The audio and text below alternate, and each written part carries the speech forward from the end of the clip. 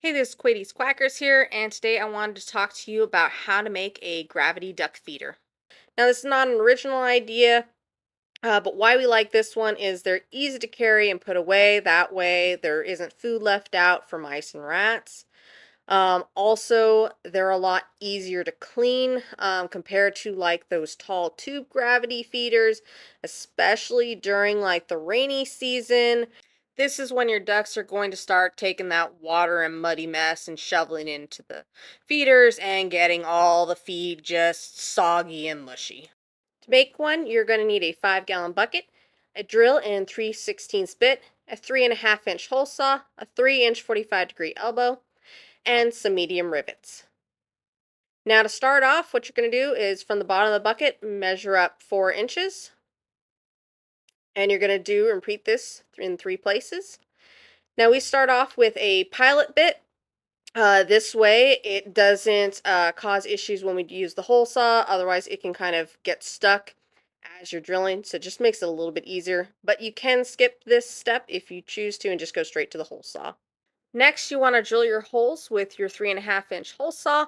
When you go to use the hole saw, you want to have the drill going fast, but you don't want to be pushing down into the bucket. If you do, it'll actually grab that bucket and try to spin it around on you. So you just want to let the drill do the work and then drill your holes. After your holes are done, now you're going to sand off the any sharp edges of the plastic.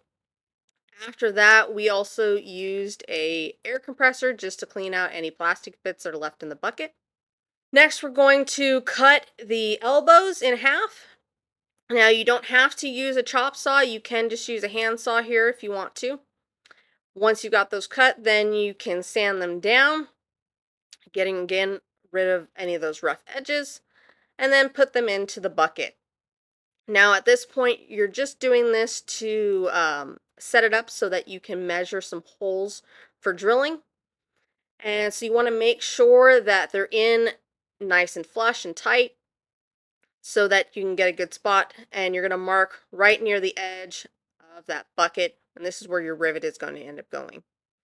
Now you use that 3/16 drill bit to drill some holes. If your rivets are a different size, obviously use a different drill bit here.